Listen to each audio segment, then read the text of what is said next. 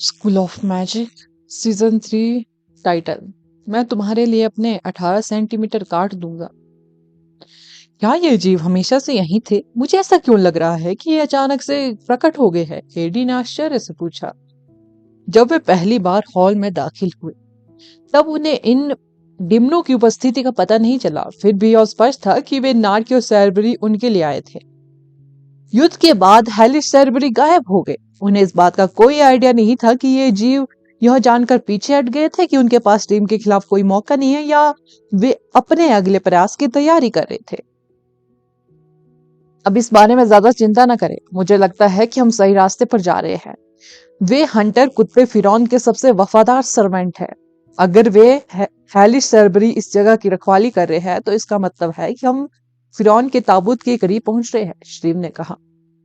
Group अपने रास्ते पर आगे बढ़ता रहा और हैलिस सैरबरी फिर कभी नहीं दिखा। वे विशाल हॉल से गुजरे और एक बंद कक्ष में प्रवेश किया।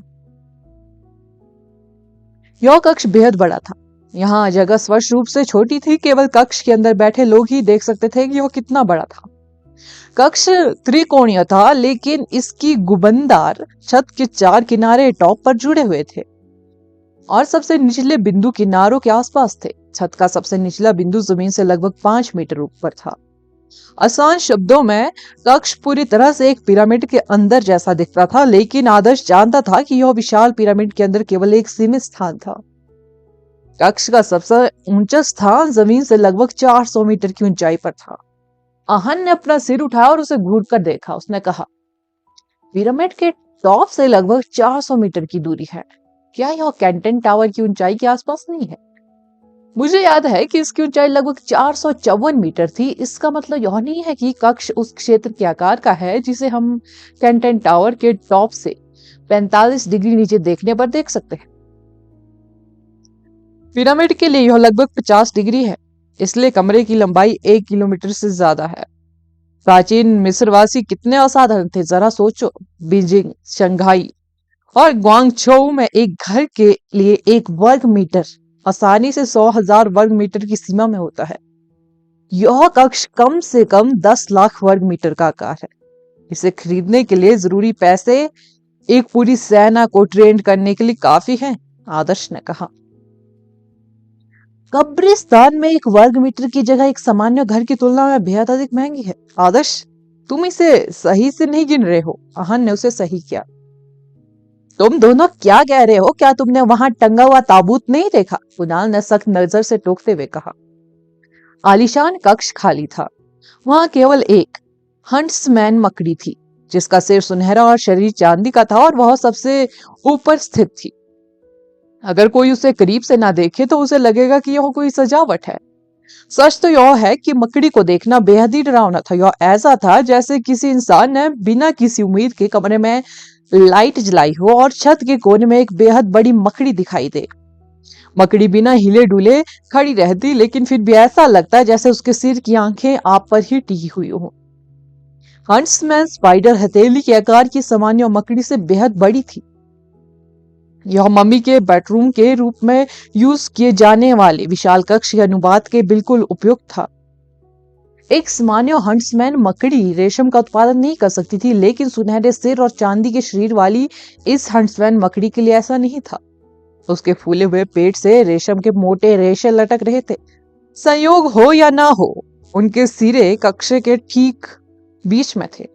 इससे भी अधिक शॉकिंग बात यह थी कि रेशम के सिरे पर एक ताबूत लटक रहा था। रेशम ने ताबूत के चारों ओर जाल बना दिया और उसे पूरी तरह से अपनी जगह पर टिकाए रखा। ब्लैक ताबूत हवा में स्थिर था। उसकी उपस्थिति एक महान लेकिन डरावनी थी। बाकी लोग ताबूत को सतर्कता से देख रहे थे, जबकि आदर्श और आहन बकवास कर रहे थे। ताबूत ने स्पष्ट रूप से कक्ष में मरे हुए लोगों के अस्तित्व का संकेत दिया। अधिकांश सर्वेंट लेवल के ज़ॉम्बीज अकेले सोल्स थे जिनके पास अपनी कब्रें या कब्रें नहीं थी। लेकिन इस ताबूत के मालिक के पास पिरामिड के अंदर एक शानदार कक्ष था। यह दर्शाता है कि ताबूत जिस अनडेड व्यक्ति का था उसका दर्जा कितना ऊंचा था। क्या यह फिरौन हो सकता है? कुणाल ने पूछा। यह एक मम्मी है। फिरौन का कक्ष ऊपर की मंजिल पर होना चाहिए। यह एक मम्मी के लिए है, श्रीव ने आत्मविश्वास से कहा। एक मम्मी के लिए ऐसा कक्ष? आहन ने अविश्वास में कहा। मम्मी अतीत में कुलीन लोग थे। उनकी लाशों को मम्मीकरण के माध्यम से संरक्षित किया जाता था, इसलिए वे अपनी शक्ति को भी सुरक्षित रखने में सक्षम थे। उनकी शक्ति वाले प्राणी मरने के बाद भी विकसित हो सकते थे अगर वे मरने के बाद अपने शरीर को मम्मीकृत करने का खर्चा उठा सकते, तो उन कुलीन लोगों को अमीर होना पड़ता था, शिव ने कहा। यह गीजा का महान पिरामिड है, इसलिए हमने इसमें स्थित मम्मियों का अतीत में बेहद ऊंचा दर्जा रहा होगा। ऐसा लगता है कि यह सो रहा है, शायद हम इसे सचेत किए बिना चुपके से निकल जाए, आहन ने उम्मीद से कहा। इस पर बात करते हुए क्या आप में से किसी को यह एहसास नहीं हुआ कि यहाँ कोई दरवाजा नहीं है? म्यूस ने अचानक कहा। इससे तुरंत ही अन्य लोगों को इसकी याद आ गई। वहां कोई दरवाजा नहीं था, वहां से निकलने का कोई रास्ता नहीं। जिस मार्ग से वे आए थे इसके अलावा वहां कोई दूसरा मार्ग नहीं था। यह अजीब है, क्या हम गलत रास्ते पर चले आए? आहन ने पूछा।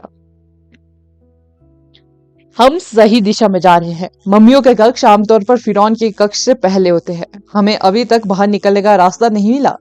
अगर पिरामिड के अंदर के रास्ता ढूंढना आसान होता तो यह कुछ हजार सालों तक रहस्य नहीं बना होता, शिव ने कहा। अब हमें क्या करना चाहिए? हेरी ने पूछा। क्या यह साफ नहीं है? क्या आपको नहीं लगता कि मैं अगला सेक्शन अनलॉक होने से पहले आपके बॉस को हराना होगा? अब समय आ गया है कि हम अपने ऊपर की चीज को जगाए और उसे पीटे, फिर वह दरवाजा खोल देगा और हमें अगले क्षेत्र में आगे बढ़ने देगा, आदर्श ने आत्मविश्वास से कहा। भले ही आदर्श के सुझाव से ग्रुप अवाक रह गया था, लेकिन यह वास्तव में उनके पास एकमात्र रास्ता था। कक्ष में और कुछ नहीं था, हर ईंट एक जैसी थी। उन्हें कोई शिवा हुआ स्तर मिलने की संभावना नहीं थी, इसलिए आगे जाने का एकमात्र तरीका मकड़ी और ताबूत से जुड़ा हुआ था। आदर्श, क्या हमें इस पर दोबारा सोचना चाहिए? क्या होगा अगर यह एक शासक लेवल का प्राणी हो? कुणाल ने सावधानी से पूछा। क्या आपको लगता है कि हमारे पास कोई चॉइस है? आदर्श ने जवाब दिया। कुणाल ने कुछ देर इस बारे में सोचते और आदर्श को ना रोकने का फैसला किया। मैं खुफू के नेतृत्व में अधिकांश शासक लेवल के प्राणियों को जानता हूँ, लेकिन मैंने इस आदमी को पहले कभी नहीं देखा। भले ही वह शासक लेवल का हो, फिर भी हमें उसका सामना करने में सक्षम होना चाहिए, आदर्श ने दृढ़ता से कहा। अपना टाइम बर्बाद करने के बजाय अपनी बाजू ऊपर चढ़ाकर लड़ाई के लिए खुद को तैयार करना बेहतर था। अपनी अपनी जगह ले, रेडी ने कहा। टीम अलग हो गई। सौभाग्य से कक्ष इतना विशाल था कि उन्हें अपना मैजिक चलाने के लिए पर्याप्त जगह मिल गई। सईद, वहां जाओ। शिव, इस दिशा में करीब आओ। कुणाल, तुम एक आइस मैजिशियन हो। म्यूस ने टीम को ऑर्डर देना शुरू कर दिया। फायर फिस्ट, आदर्श ने म्यूस के बोलने से पहले ही जोरदार तरीके से कहा। एक बेहद बड़ी फायर फिस्ट लटके हुए ताबूत की ओर बढ़ी और फायर फ्लेम्स का एक बड़ा ग्रुप उभरा। यह ताबूत पर जाकर गिरा, जिससे एक जोरदार धातु की आवाज आई। बकवास, हम अभी तैयार नहीं है, आहन ने चिल्लाया। म्यूस का चेहरा भी काला पड़ गया। वो आदमी कितना अधीर था। अगर कोई शासक लेवल का प्राणी ताबूत से बाहर निकलता तो वे सभी मरने वाले थे। धातु की खनक पूरे कक्ष में गूंज उठी। फायर फ्लेम्स ने सफेद मकड़ी के जाले को आग लगा दी। ताबूत के ऊपर हंसमैन मकड़ी आखिरकार हिल गई। फिर भी उसने ग्रुप पर अटैक नहीं किया। वह उन्हें घूरते हुए एक शानदार भाव से देख रही थी। टकराने की आवाज आती है। ताबूत जोर से जमीन पर गिरा, जिससे टाइलें टुकड़े टुकड़े हो गई। मकड़ी का जाला जलकर राख हो गया, लेकिन ताबूत बिल्कुल ठीक था। हर कोई थोड़ा घबरा गया, अपने सामने पड़े ताबूत को घूरने लगा। ताबूत में एक छोटी सी दरार दिखाई दी जब एक हाथ बाहर आया। हाथ ने गुस्से में ढक्कन को दूर धकेल दिया। सफेद कफन में लिपटा एक सिर सीधा खड़ा था। उसकी खोखली आंखें आहन को जानलेवा चमक से घूर रही थी। अरे, क्या तुम अंधे हो? मैं वह नहीं हूं जिसने तुम्हारा ताबूत तोड़ा है, आहन ने शाप दिया जब उसने मम्मी को अपनी ओर घूरते देखा। मम्मी अपने पैरों पर खड़ी होगी। वह जानवर की बजाय इंसान की आकृति वाली थी। उसका आकार इंसान जैसा था, जो उससे निकलने वाले बुरा ऑरा से बिल्कुल अलग था। जब वह ताबूत से बाहर निकली तो वह हवा जमने लगी। ग्रुप को तुरंत बेहद तेज ठंडक महसूस हुई, मानो वे अचानक बर्फ की दुनिया में गिर गए हो। उनके शरीर अवचेतन रूप से कांपने लगे। अगर वह चीज रूरल लेवल में नहीं है तो मैं अपने 18 सेंटीमीटर काट कर तुम्हें दे दूंगा। आहन ने कुछ कदम पीछे हटते हुए आदर्श पर चिंता से चिल्लाया। आदर्श ने पलट कर कहा, मुझे तुम्हारे बालों की क्या जरूरत है, सूअरों को खिलाने के लिए? एडी और मेयोस ने यह संक्षिप्त बातचीत सुनकर लगभग अपना दिमाग खो दिया। ऐसी स्थिति में वे दोनों एक दूसरे को चकमा देने की जहमत कैसे उठा सकते थे? दरवाजा दरवाजा, श्रीव ने अचानक आगे की ओर इशारा करते हुए चिल्लाया। बाकी लोगों ने उसकी उंगली का पीछा किया और देखा कि अचानक एक द्वार खुल गया था। दरवाजा खोलने वाला लीवर वास्तव में ताबूत के खुलने जैसा लग रहा था। ताबूत के खुलते ही अगले क्षेत्र का दरवाजा भी खुल गया। बस यहीं रहो और मेरी अत्यंष्टि वस्तु बनो, मैं उन्हें जीवित ही पसंद करती हूँ। सफेद मम्मी उन पर जानलेवा तरीके से चिल्लाई। मम्मी अभी भी बात करना जानती थी और प्राचीन मिस्री भाषा में बोल रही थी। श्री में सही सभी समझ सकते थे। तीनों को तुरंत लगा कि उनके रोंगटे खड़े हो गए हैं। नेक्स्ट एपिसोड टाइटल, कंकाल मम्मी। चलो चले भागो, इसे लड़ने की जहमत भी मत उठाओ, मैं सबसे पहले चिल्लाए। अब कोई भी योजना या फॉर्मेशन बकवास थी। दरवाजा खुला था, बस भागो। हेडी दरवाजे के सबसे नजदीक मम्मी के पीछे थी। मैंने जो स्थान चिन्हित किया है वहां जाओ, हेडी ने दूसरों से कहा। टीम के बाकी मेंबर तुरंत वहां चले गए। प्रकाश की चांदी की किरणें आपस में जुड़ गई और देखते ही देखते एक स्टार कॉन्स्टलेशन बन गया। जल्दी से सवारी पर चढ़ो, आदर्श ने कुणाल पर चिल्लाया। कुणाल ने अपनी स्पीड बढ़ाई और आखिरी स्टार पैटर्न के निर्माण से पहले ही वह मुश्किल स्टार कॉन्स्टलेशन तक पहुंच गया। चांदी की रोशनी पतली हवा में गायब होने के बाद क्रिस्टलीय कणों को पीछे छोड़ गई। कण धीरे धीरे हवा में गिरे और जमीन पर पहुंचने से पहले बिखर गए। अगले ही पल 200 मीटर दूर का क्षेत्र हल्का सा हिल गया। आदर्श, आहन, कुणाल, मेयो, श्रीव और सईद एक साथ दिखाई दिए। आदर्श पहले से ही एक ब्लिंक चैनलिंग कर रहा था, इसे प्रभावशाली स्पीड से पूरा कर रहा था। 6 ने फिर से ब्लिंक छपकाए और 160 मीटर आगे चल गए। वे जल्दी से मम्मी के पास से निकल गया और दरवाजे के करीब पहुंच गए। मैं कोशिश करूंगा और रोकूंगा। आहन अभी भी इंपॉर्टेंस में आगे बढ़ने को तैयार था और जानता था कि शासक लेवल का प्राणी उन्हें इतनी आसानी से जाने नहीं देगा। वह शासक लेवल के प्राणी के क्रूर अटैकों के लिए खुद को तैयार करने के लिए अपने डिफेंस पिलो का यूज करने ही वाला था, लेकिन उसे आश्चर्य हुआ कि मम्मी उनके पीछे नहीं आई। वह केवल पीछे मुड़ गई थी। उसकी खोखली आंखों में अभी भी वही भयानक चमक थी, लेकिन उसने अटैक नहीं किया। वह बस उन्हें घूरती रही, जिससे बाकी लोग बेहद असहज महसूस कर रहे थे। क्या यह अटैक नहीं करेगी? आहन ने आश्चर्य से कहा। शायद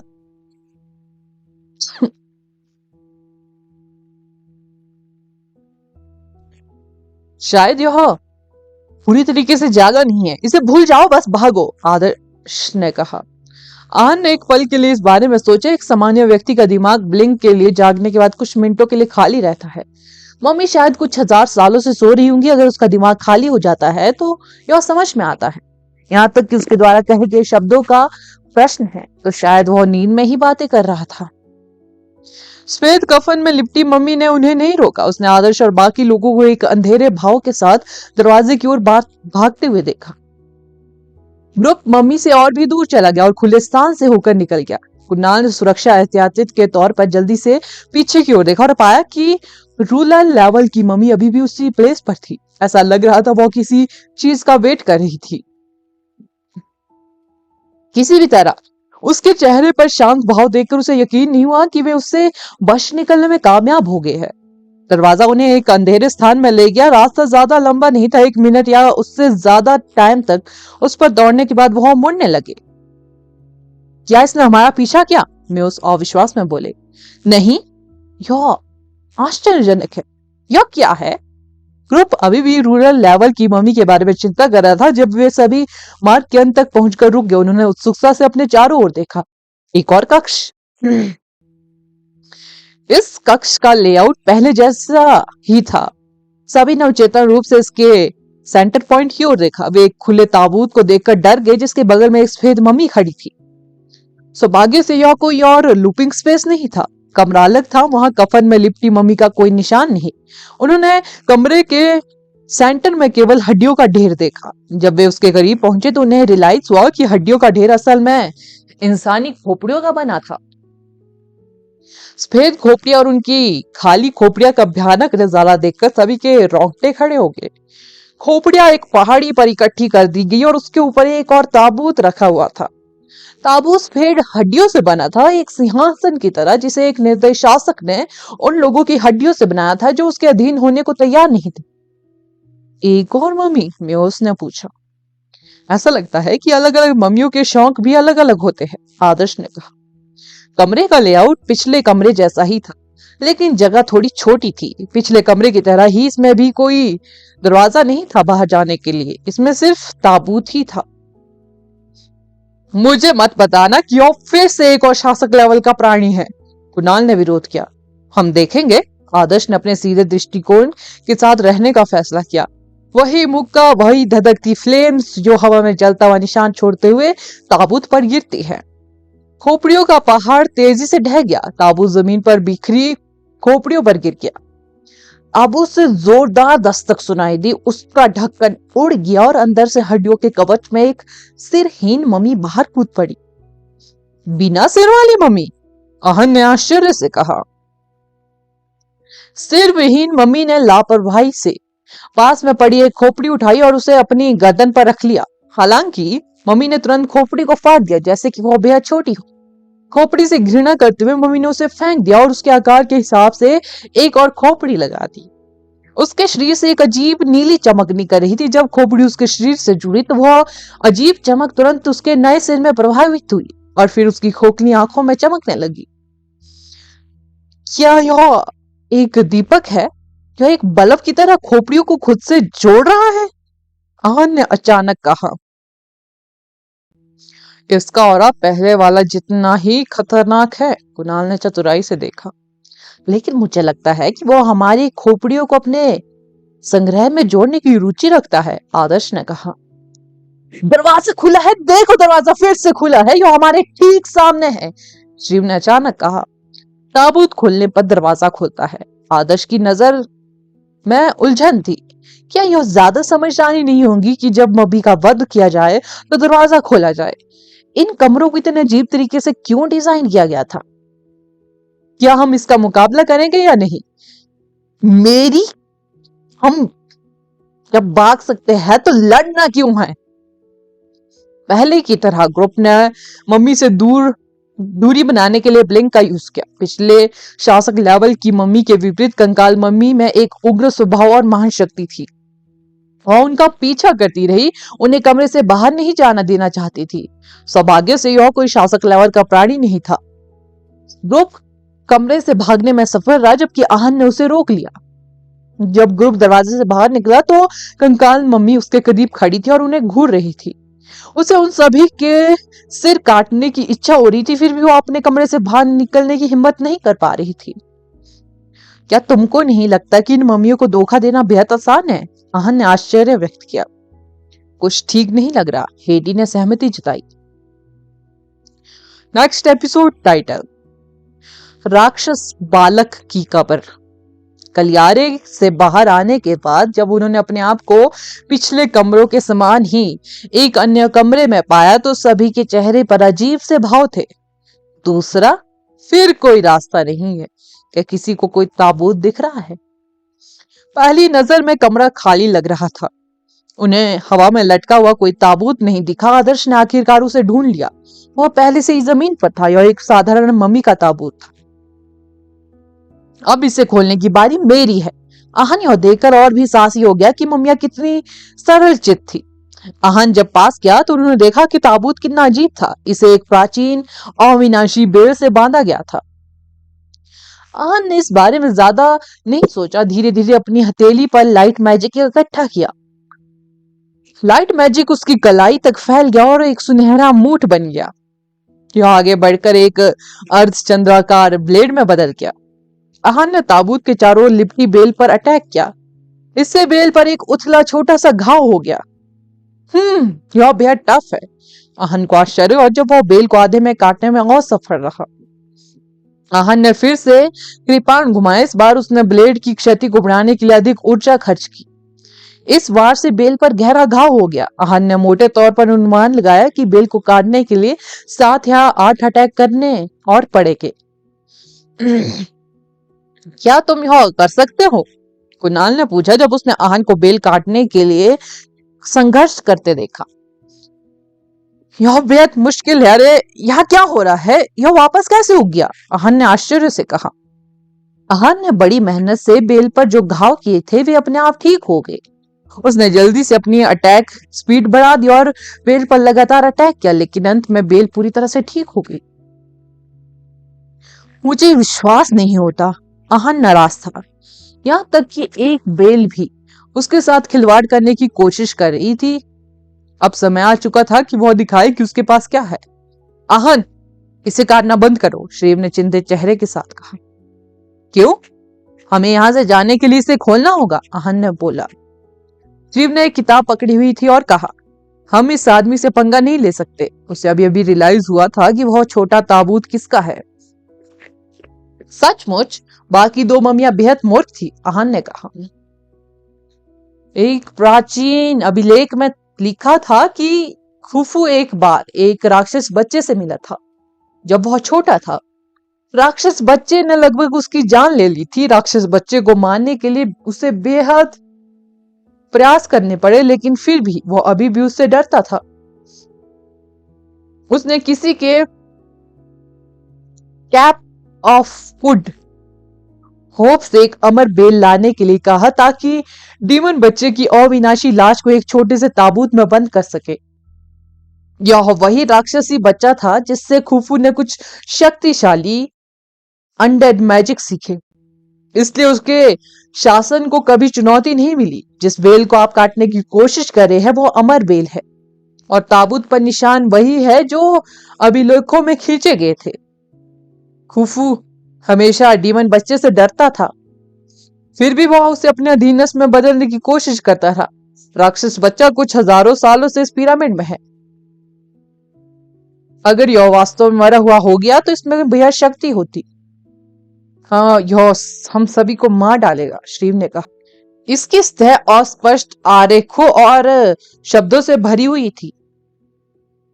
आहन ने उनमें कुछ देखने की कोशिश की और अचानक देखा कि उनमें से एक आरेख मुड़ रहा था और एक बच्चे के चेहरे में बदल रहा था। यह एक मासूम चमकदार मुस्कान के साथ मुस्कुरा रहा था, फिर भी यह आहन की आंखों में पूरी तरह से डरावना था। आहन पीला चेहरा लिए तुरंत पीछे हट गया। यह एक प्रेत है, आहन ने कहा। प्रेत सबसे कठिन प्रकार के अंडर थे। वे अचूक थे, मौलिक मैजिक से प्रतिरक्षित और दुश्मन के दिमाग में कर्स और पॉइजन को कंट्रोल करने में अच्छे। ताबूत खुला नहीं था, फिर भी वह आहन को देखकर मुस्कुरा सकता था और उसकी रीढ़ में सिहरन पैदा कर सकता था। चलो इसके साथ खिलवाड़ नहीं करते, आदर्श ने कहा। हाँ, मैं सहमत हूँ, श्रीव ने कहा। लेकिन अगर हम अगला दरवाजा नहीं खोलेंगे तो उसे कैसे खोलेंगे, मेओस ने कहा। मैंने जांच की है और पाया कि खुफू के अधीन अनगिनत मम्मी कमरे हैं। वे सभी उसके शासनकाल के दौरान उसके पार्षद थे और खुफू के कक्ष में जाने का एकमात्र रास्ता इन मम्मी कमरों से होकर ही है। कमरे आपस में जुड़े हुए हैं। प्रत्येक कमरे में 4 दरवाजे हैं, प्रत्येक दीवार पर एक। जब किसी कमरे में ताबूत खुलता है तो यह एक ही दरवाजा खोलता है, लेकिन कमरे के मालिक को मारने से सभी 4 दरवाजे खुल जाएंगे, शिव ने उन्हें बताया। आप क्या कहना चाह रहे हैं, आदर्श ने पूछा, जिसे कुछ समझ नहीं आ रहा था। हम सही दरवाजा चुनकर ही खुफू के कमरे तक पहुंच सकते हैं। अगर हम गलत दरवाजे चुनते हैं तो यह हमें 4 दरवाजों वाली दूसरी भूल भुलैया में ले जाएगा। खुफू के अधीन कम से कम 100 ममियां हैं। अगर हम कमरों के बीच भटक रहे तो या तो यहाँ हम फंस कर मर जाएंगे या ममियों द्वारा मारे जाएंगे, श्रीव ने जवाब दिया। तुमने हमें यह बात पहले क्यों नहीं बताई, हन चिल्लाया। मुझे राक्षस बच्चे के ताबूत को देखने के बाद ही फॉर्मेशन का पता चला। सबसे इंपॉर्टेंट बात यह है कि पहली मम्मी जिसे हम ठोकर खाकर गिरे थे, जिसका ताबूत सुनहरे सिर और चांदी के शरीर वाली मकड़ी ने पकड़ रखा था, वह सही कक्षों में से एक है। उस कमरे का एक दरवाजा हमें सही दिशा में ले जाएगा। तो हम सही रास्ते पर जा रहे हैं, हेडी ने पूछा। मुझे ऐसा नहीं लगता। एक प्राचीन पेंटिंग पर कुछ सुराग थे इसमें एक मकड़ी थी जिसके ऊपर एक बिच्छू था और बिच्छू के ऊपर एक सांप और अंत में सांप के ऊपर एक चील चक्कर लगा रही थी। अगर हम सही रास्ते पर जा रहे हैं तो अगला कमरा बिच्छू से संबंधित होना चाहिए। क्या तुम मुझे बता रहे हो कि हमें वापस जाना है और शासक लेवल की मम्मी से लड़ना है? वह चीज अभी भी बात करना जानती है। वह स्पष्ट रूप से एक शक्तिशाली राक्षस है। आहन ने विरोध किया। इसमें कोई आश्चर्य नहीं कि उसने हमें पहले ही रोकने की जहमत नहीं उठाई। उसे पता था कि हम अंततः उसके कक्ष में वापस लौट आएंगे। कुणाल ने सोच विचार कर कहा, तो क्या हमें अब वापस लौटना चाहिए? मेयोस ने मुंह बनाते हुए पूछा। हाँ, चलो वापस चलते हैं। किसी भी तरह से हम इस राक्षस बच्चे को भड़काने का जोखिम नहीं उठा सकते। हमें अब से हर कमरे में सबसे पहले ताबूत के मालिक की पहचान करनी होगी। अगर हम किसी भयानक अस्तित्व को जगा देते हैं तो हम मर चुके होंगे। राक्षस बच्चा उस रास्ते का हिस्सा नहीं है जो हमें खुफू के कमरे तक ले जाएगा, इसलिए हमें उसे चुनौती देने की जहमत नहीं उठानी चाहिए, शिव ने कहा। शिव, तुम इतना सब क्यों जानते हो? क्या तुम खुफू के वंशज हो या कुछ और? आन को पूछना पड़ा। क्या तुम मजाक कर रहे हो? लगभग हर मिस्री खुफू से संबंधित है, शिव ने बड़बड़ाते हुए कहा। ओह, तुम सही हो। समूह ने राक्षस बच्चे को और अधिक नहीं उकसाया, खासकर आहन जो उसकी पहचान जानने के बाद डर चुका था। आदर्श का मानना था कि राक्षस बच्चा पाताल लोक की रानी के लेवल का था। अगर वे राक्षस बच्चे को जगा देते तो वह अपनी छोटी उंगली उठाकर उन्हें आसानी से बाहर निकाल सकता था। वे उसी रास्ते पर वापस लौटे। वे खुद को आगामी युद्ध के लिए तैयार करने लगे थे। तभी उन्हें उस मम्मी का ख्याल आया जो अपने सिर के लिए बेतरतीब खोपड़ियों को जोड़ रही थी। आओ, मैं इसकी सारी खोपड़ियां टुकड़े टुकड़े कर दूंगा। आदर्श आगे बढ़ा और कक्ष में चारों ओर देखा। आदर्श कुछ खोपड़ियों देखने के लिए तैयार था, फिर भी कमरा पूरी तरह से खाली था। खोपड़ियों का पहाड़ गायब हो गया था, साथ ही जंगली स्वभाव वाली कंकाल मम्मी भी गायब। कमरे भी पहले वाले जैसे छोटा लग रहा था। आप क्या? हन ने बड़ी बड़ी आंखों से चारों ओर देखा, फिर भी वो खोपड़ियों को देखने में नाकाम रहा। क्या क्या हम गलत रास्ते पर चले गए, जबकि बाहर निकलने का एक ही रास्ता था? जैसा कि मैंने सोचा था, अगर हम उसी रास्ते से वापस भी जाते हैं तो हम पिछले कमरे में नहीं लौटेंगे। यह हमें एक नए कमरे में ले जाएगा। शिव ने कुछ देर सोचने के बाद कहा, आप हमें पीछे मुड़कर देखने की सलाह देते रहे। आप हमें यह सब पहले क्यों नहीं बता सकते थे? हन ने हताशा में चिल्लाया। हम जो कुछ भी कर चुके हैं उसके आधार पर मैं केवल अनुमान ही लगा सकता हूँ। बेहद से लोग गीजा के महान पिरामिड से जीवित बाहर निकलने में कामयाब नहीं हुए हैं। अगर किसी को कक्षों का रहस्य पता भी हो तो भी वह शायद इतिहास में खो गया है, शिव ने उत्तर दिया। नया कमरा स्कूल के स्टेडियम के आकार का ही था। ताबूत की जगह इसके बीच में एक कब्र का पत्थर रखा हुआ था। कब्र के नीचे की जमीन उभरी हुई थी, उस पर खून के से शब्द लिखे हुए थे। ग्रुप कब्र के पास गया और देखने के लिए कि क्या वे दरवाजा खोल सकते हैं। हमें इस चीज को मानना होगा और पहले कमरे में लौटने के लिए कब्र के बाईं ओर का दरवाजा चुनना होगा, शिव ने कहा। इतनी परेशानी? मत भूलो कि हम दुनिया की सबसे बड़ी कब्रों में से एक में हैं। यह चमत्कार है कि हम अभी भी जिंदा हैं। आदर्श ने कब्र के पत्थर पर लिखे शब्दों को पढ़ने की जहमत नहीं उठाई। उसने एक ही मुक्का मारकर उसे टुकड़े टुकड़े कर दिया। अन्य कमरों के मालिक कम से कम ताबूत में आराम से सो रहे थे। इस कमरे का मालिक स्पष्ट रूप से दूसरों की तुलना में हारा हुआ था। इसमें केवल एक साधारण बड़ा मकबरा था। आदर्श, क्या तुम तब तक वेट नहीं कर सकते जब तक मैं यह पता नहीं लगा लेता कि यह किसका है? शिव ने गुस्से से पूछा। रुको मेरे गधे, एक गुलाम स्वामी के नाम की कौन परवाह करता है जो कुछ हजार साल पहले ही मर चुका है? हम पूरा तत्व नहीं है। आदर्श ने धीरता से उत्तर दिया। अगर उन्हें सही दरवाजा खोलने के लिए मम्मी को बाहर निकालना ही था तो वे इंतजार क्यों करते? बस उसे मार डालो। अगला एपिसोड जानने के लिए बने रहे मेरे इस चैनल के साथ। Thank you. School of magic season 3 title जादुई ढलाईकार मम्मी। प्राचीन मिस्रवासी अपनी प्रसिद्धि को लेकर बेहद चिंतित थे। फूफू नामक डीमन बच्चे को छोड़कर मम्मियों की स्थिति और ताकत का अंदाजा उनके कमरों के आकार और दिखावट से आसानी से लगाया जा सकता था। मम्मी जिसकी कब्र पर खून से लिखा हुआ था एक पत्थर था, वह वास्तव में उतनी मजबूत नहीं थी जितनी टीम को उम्मीद थी। वो कंकाल वाली मम्मी स्पष्ट रूप से बेहद कमजोर। उन सातों को उसे बाहर निकालने में कोई परेशानी नहीं हुई। मैं लंबे समय से 4 दरवाजे वाली इन भूल भुलैया की जांच कर रहा हूँ। ये कमरे रूबिक क्यूब की तरह है। पहली नजर में ये क्यूब अव्यवस्थित लग सकते हैं, लेकिन एक बार जब आप पहला चेहरा हल कर लेंगे और कुछ रिएक्शन का पालन करेंगे तो आप इसे आसानी से हल कर पाएंगे, शिव ने आत्मविश्वास से कहा और दरवाजे में घुस गया। आहन ने जवाब दिया, अगर अगली बार हम किसी दूसरे कमरे में पहुंचे तो मैं कसम खाता हूं कि मैं तुम्हें बुरी तरह पीटूंगा। यह असंभव है।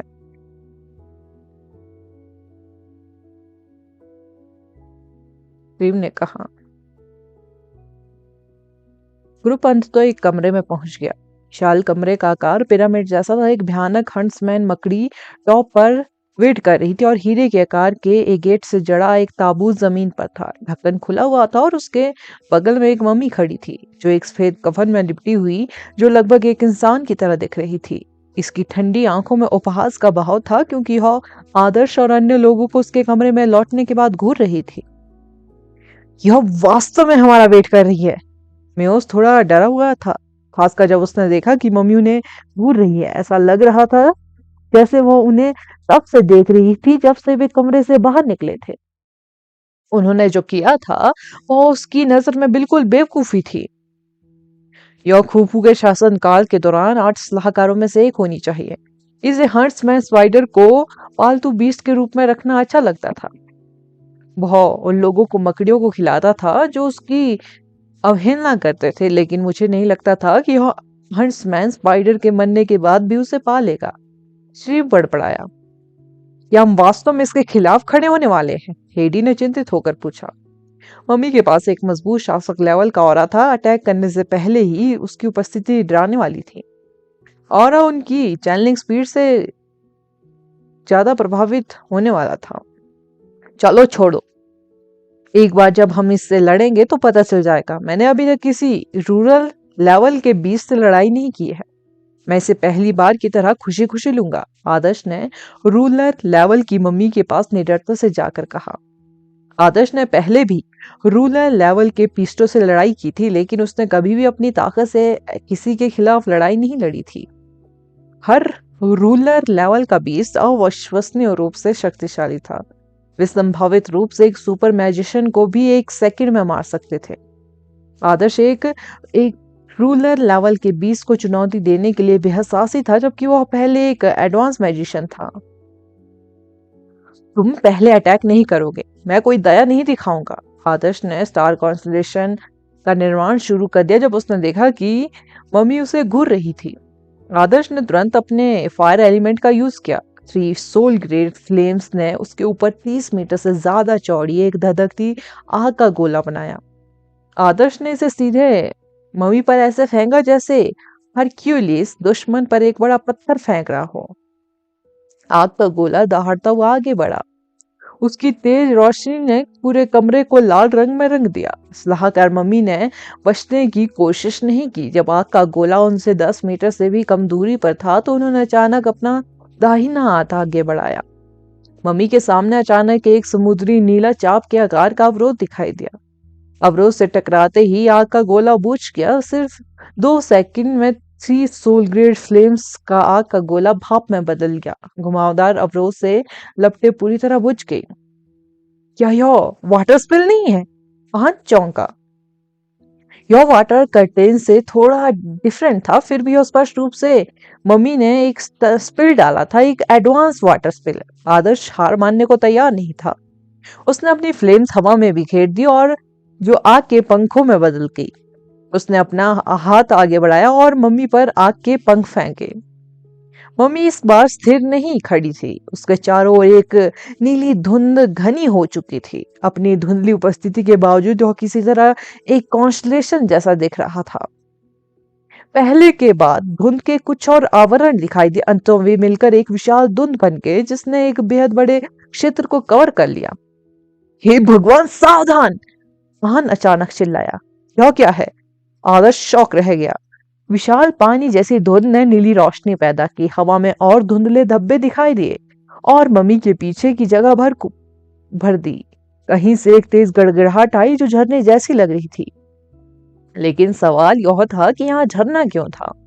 धीरे धीरे शोर बढ़ता गया। धुंध से धीरे धीरे एक विशालकाय आकृति उभरी, मानो धुंध से ढका कोई पहाड़ उसमें से निकल रहा हो। 200 मीटर से ज्यादा ऊंची एक सफेद लहर भयंकर रूप से आगे बढ़ी। जब धुंध के पीछे छिपा पहाड़ आखिरकार सामने आ गया, यह एक सुनामी साबित हुई जो आसानी से कमरे को उसकी आधी ऊंचाई तक भर सकती थी। आपदा लहर? यह एक सुपर स्विल है। एक दूसरे से सटे रहो, अहन चिल्लाया। बाकी लोग शॉक थे। मम्मी एक मैजिशियन थी, वो आसानी से पानी को कंट्रोल करने में सक्षम थी। सुनामी का दबाव दम घोटने वाला था क्योंकि यह लगातार आगे बढ़ रही थी। अहन ने तुरंत अपना तुरुप का पत्ता निकाला। उसने अपने टाइटन बॉडी का यूज करके घातक आपदा लहर का विरोध किया। लोग हमेशा कहते थे कि प्रकृति की शक्ति सबसे भयानक होती है। एक ऐसा स्पिल जो प्राकृतिक आपदा के पैमाने के बराबर लहर को बुला सकता है, वह भी बेहद भयानक था। आहन की टाइटन बॉडी ग्रुप के सामने खड़ी थी। उन्होंने जल्द ही देखा कि यह टुकड़ों में टूटने वाला था। सुनामी की ताकत इतनी ज्यादा थी कि इसे संभालना मुश्किल था। मैं इसे अब और बर्दाश्त नहीं कर सकता। इसकी शक्ति पागलपन भरी है, आहन चिल्लाया। आपको अपनी जगह पर डटे रहना चाहिए। अगर लहर हमें अलग कर देंगी तो हम सब मर जाएंगे, म्योस ने कहा। भयंकर लहरें आसानी से किसी इंसान की हड्डियां तोड़ सकती है। अगर वे सुनामी की चपेट में आ जाए तो वे बेहद जल्दी मर जाएंगे। जिनके पास डिफेंस इक्विपमेंट है अभी यूज करो, नहीं तो कभी नहीं, आदर्श चिल्लाया। आहन एक बार मैं अपने सभी डिफेंस इक्विपमेंट का यूज नहीं कर सकता था और आदर्श के पास कोई डिफेंस इक्विपमेंट भी नहीं था। वह पानी की भयानक दीवार को रोकने के लिए केवल अपनी टेलीकिनेसिस के साथ एक दीवार खड़ी कर सकता था। फिर भी सुनामी की ताकत की तुलना में अवरोध केवल धातु की चादर की तरह होगा। Next episode, title lightning formation. Heidi और मेयोस ने दिखाया कि वे कितने साधन संपन्न थे। उन्होंने क्रमशः लाइट इक्विपमेंट और आइस इक्विपमेंट के टुकड़े निकाले, एक सुनहरा चमक वाला और दूसरा बर्फीला नीला। सुनहरी चमक एक लाइट बैरियर से थे, जबकि बर्फीली नीली चमक एक शील्ड की थी जो एक बर्फीले विशालकाय की छाती जैसी दिखती थी। रक्षा की 2 परतों ने पूरी टीम को घेर लिया। आहन की बैक्सिया सील द्वारा मजबूत किए गए 2 डिफेंस इक्विपमेंटों के संयोजन ने आपदा लहर को मुश्किल से रोका। अब चैम्बर में पानी भर चुका था और टीम सतह पर तैर रही थी। हालांकि भयंकर सुनामी रुक गई, लेकिन टीम अभी भी झटके से इधर उधर उछलने के कारण क्षतिग्रस्त हो गई। सलाहकार मम्मी की तलाश करते हुए हर कोई बर्फ की विशालकाय छाती पर खड़ा था। जैसे ही मम्मी बाहर कूदी, पानी अचानक हवा में उछल गया। वह ग्रुप के ऊपर तैरने लगी। उसके शरीर पर भयंकर लाइटनिंग चमक रही थी। बिजली और तेज हो गई और मम्मी के बगल में एक लाइटनिंग का परशु बन गया। लाइटनिंग का परशु सीधे ग्रुप की ओर गिर गया। लाइटनिंग फॉर्मेशन है, इसे चकमा दो। आदर्श तब और हैरान हो गया जब उसने देखा कि लाइटनिंग का विशाल परशु उन पर गिर रहा है। यह सुपर लाइटनिंग स्पिल था जिसमें कैद करने की शक्ति बेहद शक्तिशाली थी। एक बार जब वे 9 लाइटनिंग के हलबर्ट्स में फंस गए तो उन्हें हजारों लाइटनिंग के अटैकों की सजा भुगतनी होगी। मैं उस लेवल की मैजिक को रोक नहीं सकता। आहन को ठंडा पसीना आ गया। लाइटनिंग एलिमेंट बेहद अजय था। उनके पास लाइटनिंग फॉर्मेशन जैसे मैजिक का विरोध करने का कोई मौका नहीं था। उनका सबसे अच्छा दांव इसे चकमा देना था। दौड़ो! ग्रुप तुरंत अपनी जान बचाने के लिए भाग गया, लेकिन लाइटनिंग के हथौड़े उनकी कल्पना से कहीं ज्यादा तेज थे।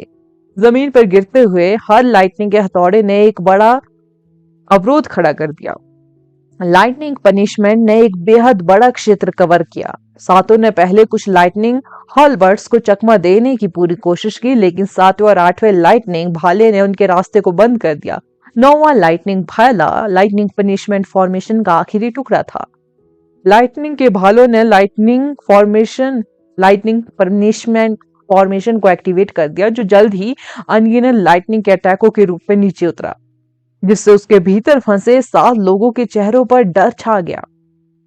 हमारा काम खत्म हो गया, हम बर्बाद हो गए।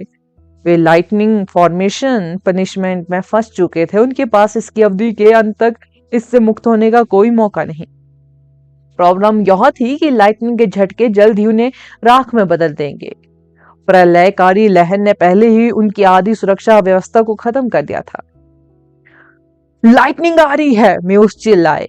उसका चेहरा पीला पड़ चुका था। किसी के लिए ऐसी शक्ति का सामना करना बेहद ही भयानक था, जो उसे आसानी से मार सकती थी। म्यूस ने लाइटनिंग के प्रहार देखे, जो सामान्य बोल्टों की तुलना में बेहद मोटे थे और लाइटनिंग के भाले के बीच आगे पीछे हो रहे थे। एक ही लाइटनिंग का अटैक उसे गंभीर नुकसान पहुंचाने के लिए काफी था। एक ही टाइम में अनगिनत लाइटनिंग के अटैकों की तो बात ही छोड़िए। हेडी, अपने कियोस एलिमेंट का यूज करके उनमें से कुछ को दूर ले जाओ। हाँ, जितना हो सके उतना डिफेंस करो। अपने अर्थ एलिमेंट का यूज करो। बाकी लोग लाइटनिंग को कमजोर करने के लिए अपनी सारी ताकत लगाओ। जल्दी करो, आदर्श ने कहा। इससे क्या फर्क पड़ने वाला है? अगर हम इसकी शक्ति को आधा भी कर दे तो भी आधी लाइटनिंग हमें मार डालेगी, सईद चिल्लाए। आदर्श ने कसम खाते हुए कहा, अगर तुम मरना नहीं चाहते हो तो मैं जो कहता हूं वैसा ही करो।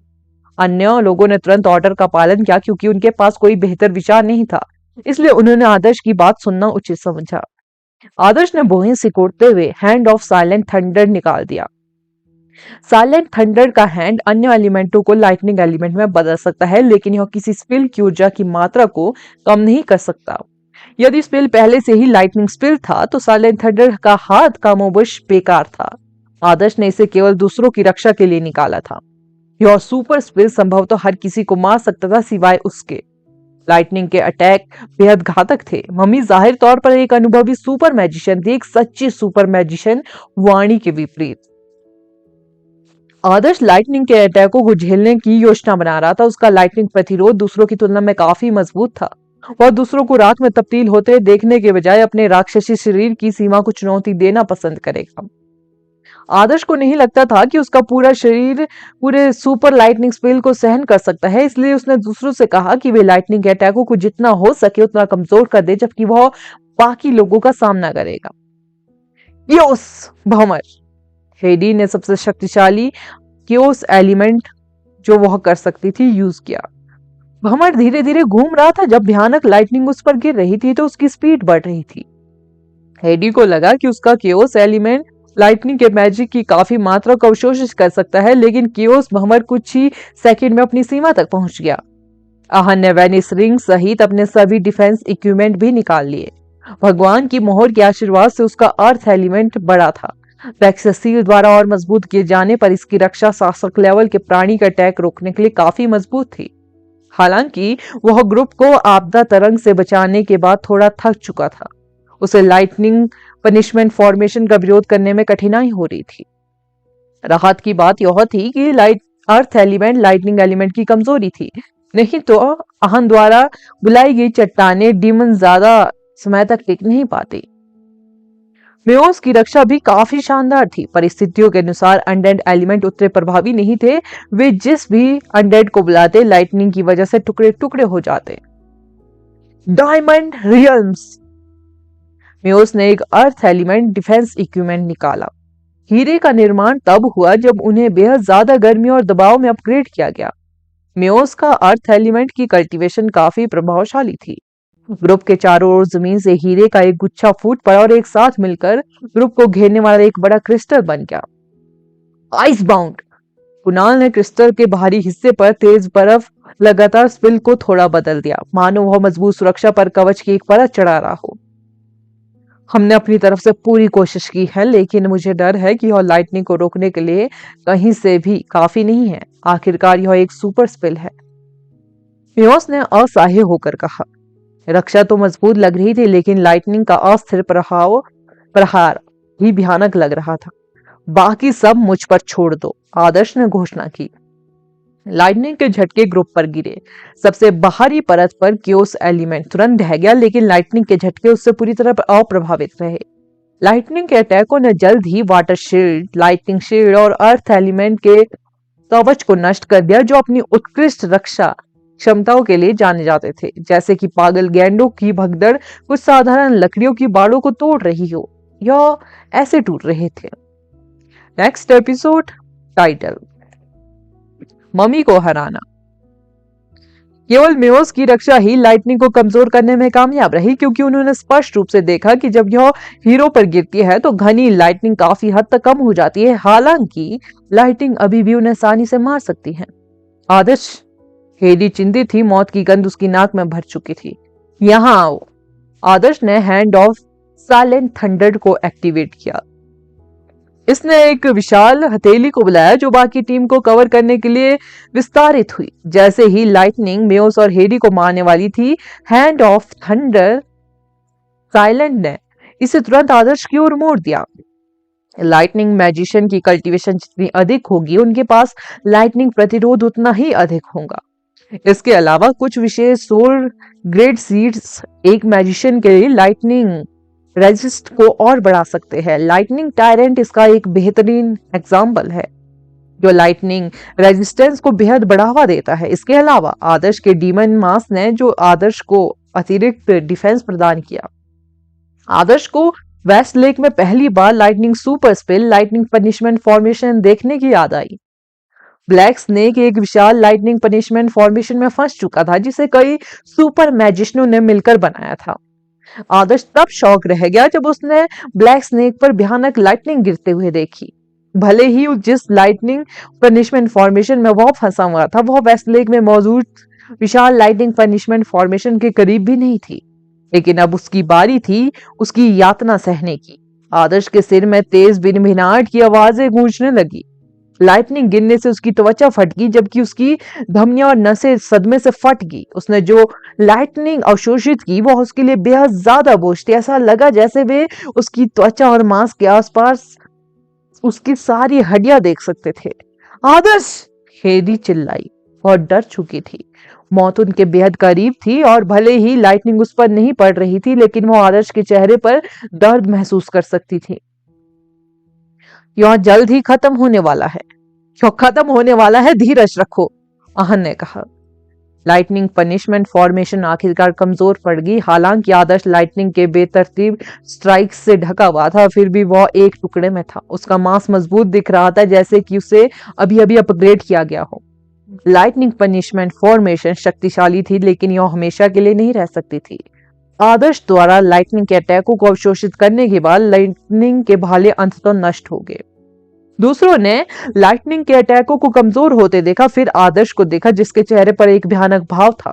वे कल्पना करने के लिए संघर्ष कर रहे थे कि लाइटनिंग गिरने के बाद भी वह कैसे जिंदा था। क्या यह राक्षस है? मेयोस ने उचेतन रूप से कहा जब उसने देखा कि आदर्श वास्तव में खड़े रहने में कामयाब रहा।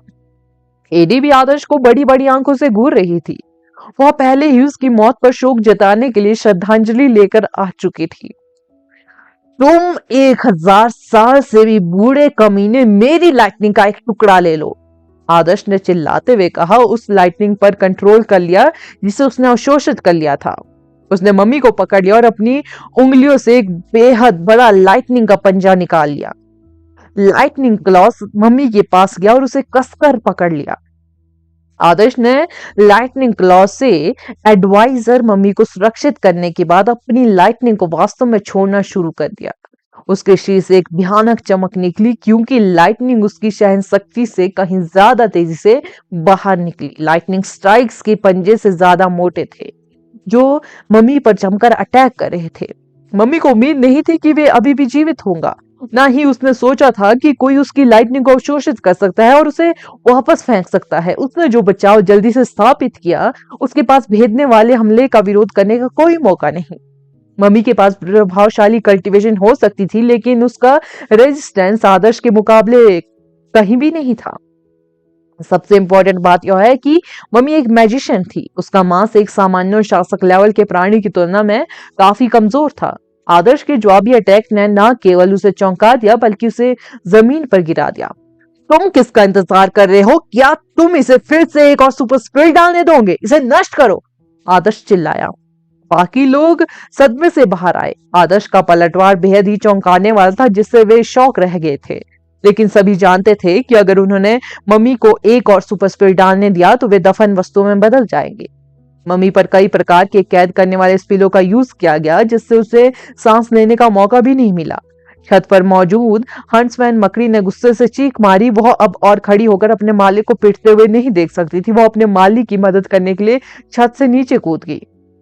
हालांकि यह साफ था, स्पाइडर लड़ाई में अच्छे नहीं थे। लड़ाई में शामिल होने के बाद भी इंसानों का पलड़ा भारी था। ग्रुप ने मकड़ी को नजरअंदाज कर दिया और मम्मी को मारने पर ध्यान केंद्रित किया। अराजकता रैंक। हेडी ने अपना एडवांस केओस स्पेल पूरा किया। जैसे ही उसने अपना हाथ उठाया, हवा में अचानक एक चौंकाने वाली दरार दिखाई दी। दरार ने अंतरिक्ष को चीर दिया था। दरार में फंसने वाली हर चीज दुनिया से तुरंत गायब हो जाती थी। हेडी का क्योस रैंड सलाहकार मम्मी के कंधे और छाती तक फैल गया। इसने मम्मी के बाएं कंधे और छाती को उसके शरीर से अलग कर दिया। बहुत बढ़िया, कुणाल ने कहा। अब कुणाल पर अटैक करने की बारी थी। जानलेवा इसके टुकड़े बर्फीले तूफान की तरह बेतहाशा नाच रहे थे। जब वे इतनी तेजी से घूम रहे थे तो ब्लेड की तरह खतरनाक थे। वे मम्मी के पास से गुजरे और उसके शरीर को लपेटे हुए कफन को चीर कर रख दिया। मम्मी थोड़ा हिल रही थी। उसकी आंखें गुस्से से भरी हुई थी। उसने कभी नहीं सोचा था कि वह इंसानों के झुंड से लड़ते हुए खुद को इतनी दयनीय स्थिति में पाएगी। हालांकि उसे शासक लेवल प्राप्त किए हुए ज्यादा टाइम नहीं हुआ था, लेकिन इन इंसानों से हारने का कोई रास्ता नहीं था। मर जाओ। आदर्श आग की लपटों में घिर गया। फ्लेम बेले का ज्वलन औरा उसके पीछे फैल गया और एक भव्य सिलहुट एकत्रित हो गया। अब उसकी मुठ्ठियां जलने लगी थी। उसने पानी की सतह पर पैर पटक कर आग लगा दी। आग की तेज लपटें लगभग छत तक पहुंच गई। अथाह गहराई से उभरता हुआ गुप्त ड्रैगन। जब आदर्श ने अपनी मुठ्ठियां इधर उधर घुमाई तो जलते पानी से प्रचंड लपटें निकली और उसमें से एक लंबी आकृति फूट पड़ी। एक उग्र सांप आसमान में उड़ गया। उग्र ड्रैगन को देखकर हंट्समैन स्पाइडर डरकर एक कोने में छिप गया। उग्र ड्रैगन मकड़ी के पैरों के नीचे से उड़कर निकल गया।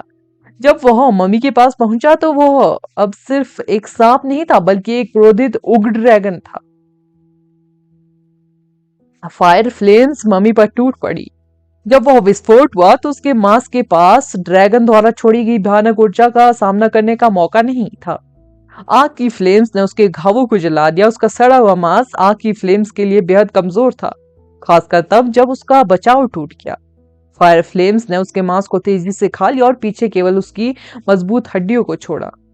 फायर फ्लेम्स काफी देर तक चलती रही। गर्मी से पानी भाप में बदल गया। सलाहकार मम्मी आखिरकार मर गई। उसके सोल रेमनेंट अविश्वसनीय रूप से विशाल थे। यह धीरे धीरे आदर्श की ओर बह रहा था। सईद ने सबक सीख लिया था। वो अब आदर्श से मुकाबला करने की हिम्मत नहीं कर सकता था। Ruler level soul remnant commander level soul essence जितना ही मूल्यवान था। ब्लैक पेंडेंट ने रूलर लेवल सोल रेमनेंट का भरपूर आनंद लिया। यह उसका पहला मौका था कि उसने रूलर लेवल सोल रेमनेंट खाया था, जिसे आदर्श ने खुद को दिया था। आदर्श ने राहत भरी सांस ली जब उसने मम्मी को मरते हुए देखा। वह भी कमजोर हालत में गीली जमीन पर गिर गया। क्या क्या हमने सचमुच एक शासक लेवल के प्राणी को मार डाला? मियोस ने अविश्वास में बड़बड़ाया। शासक लेवल के जीव दुर्जय अस्तित्व वाले थे। यहां तक कि एक सुपर मैजिशियन भी रूरल लेवल के बीच से लड़ते हुए भयानक मौत मर सकता था। कुणाल ने कहा, हम भाग्यशाली हो सकते हैं, लेकिन हमने वास्तव में एक शासक लेवल के प्राणी को मार गिराया है। आहन ने कहा, आदर्श के जवाबी अटैक ने सबसे इंपॉर्टेंट भूमिका निभाई। नहीं तो हम किसी ऐसे मैजिशियन को नहीं हरा सकते, ऐसे बीस्ट को नहीं हरा सकते थे जो सुपर स्पिलो का यूज करने में इतना एक्सपर्ट हो। अगर इसने अन्य एलिमेंटों का यूज किया होता तो अब तक हम मर चुके होते, आदर्श ने मुस्कुराने की कोशिश करते हुए कहा। लेकिन फिर भी और प्रभावशाली है कि हम इसे बाहर निकालने में कामयाब रहे, हेडी ने कहा। चलो इतनी जल्दी जश्न न मनाएं। मुझे हम सभी को याद दिलाना है कि सुरागों के अनुसार यह मम्मी सबसे कमजोर है, जिसका सामना हमने फिरौन चैम्बर के रास्ते पर चलते हुए करना होगा। अगर हम अगले चरण में ही इतना संघर्ष कर रहे हैं तो हम बाकी से कैसे लड़ेंगे? स्टीव ने दूसरों की तरह प्रेरित नहीं था।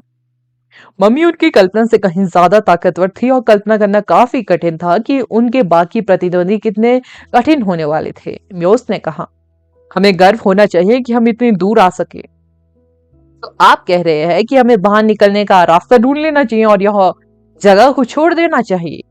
आहन ने पूछा। मुझे नहीं पता कि बाहर निकलने का रास्ता कहाँ है, श्रीव ने कहा। श्रीव, क्या तुम्हें यकीन है कि यह चीज उनमें से सबसे कमजोर है? आदर्श ने गंभीर नजर से पूछा। बिल्कुल, इसका दसरा अगले बिच्छू शासक से ज्यादा नहीं है, श्री ने असहाय होकर कहा। शिव ने शुरू में सोचा कि ये प्रतीकात्मक बीस्ट इतने शक्तिशाली नहीं, आखिरकार वे इतने सालों से अस्तित्व में थे। आमतौर पर किसी जीव का जीवन अब तक समाप्त हो चुका होता और यही बात अनडेडो के साथ भी हुई। यह संभावना थी कि कुछ नए अनडेडो ने उनकी जगह ले ली थी। उन्हें यह देखकर आश्चर्य हुआ कि मम्मी इतनी ताकतवर थी कि वे अब अपने रास्ते पर आगे बढ़ने का साहस खो चुके थे। अगला एपिसोड जानने के लिए बने रहे मेरे इस चैनल के साथ। Thank you. और बचे कुछ एपिसोड मैं कल सुना दूंगी।